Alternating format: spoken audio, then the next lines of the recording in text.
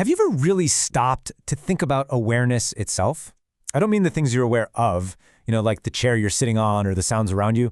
I mean the simple, basic fact that you are aware in the first place. There's an ancient Pali word for this, Viññāṇa, and it's usually translated as consciousness.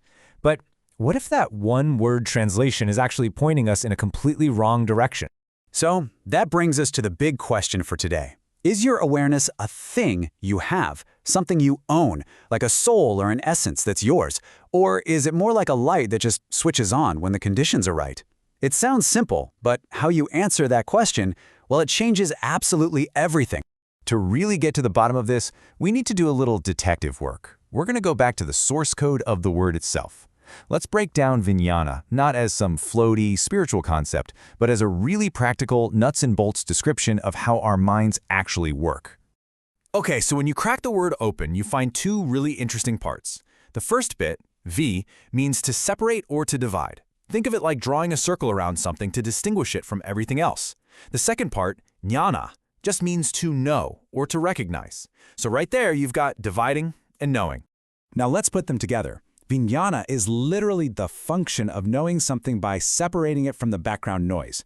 It's that instant your mind singles one thing out and goes, that. See, it's not a thing you possess, it's a process that happens. It's a function, not an entity. If that still feels a little bit abstract, don't worry. Let's try a modern metaphor. We really get tangled up thinking of awareness as me or my soul. A much cleaner way to look at it is to think of it as the software that runs your whole experience. Yeah, think of it like your mind's operating system. It's not personal. It doesn't have your name on it. It's just the base-level program that automatically boots up the second your hardware, your eyes, your ears, all your senses, come online.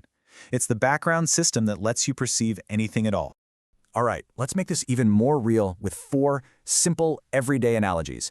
Each one is going to give us a slightly different angle on this really cool, impersonal, functional view of awareness.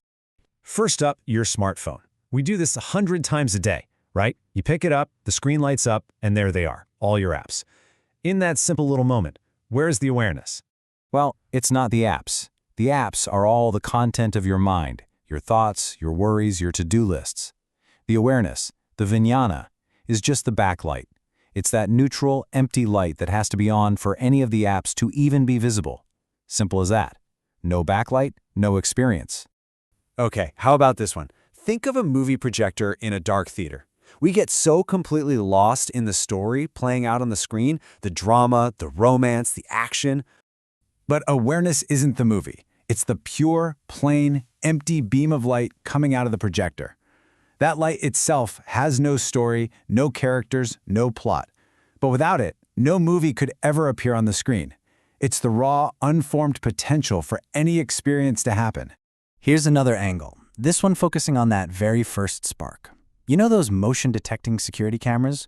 Most of the time, they just sit there passively.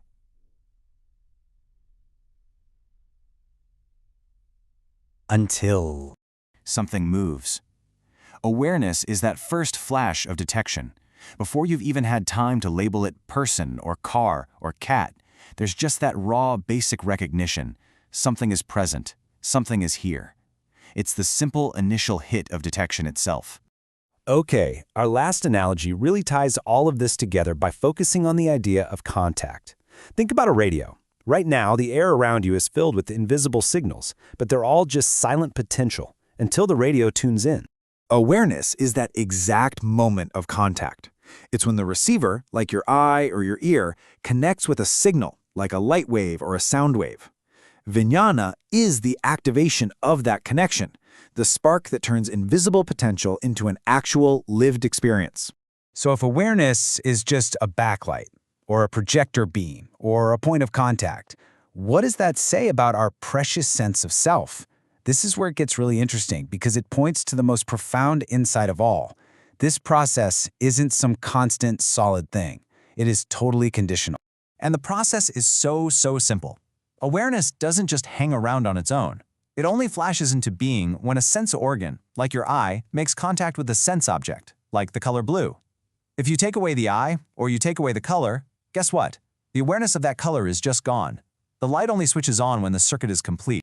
And this brings us right to that classic idea of anicca, or impermanence, because the conditions, everything you see, hear, taste, and feel, are changing in every single moment. That light of awareness is constantly flickering on and off. It's not a steady flame, it's more like a strobe light, appearing and disappearing as its conditions appear and disappear.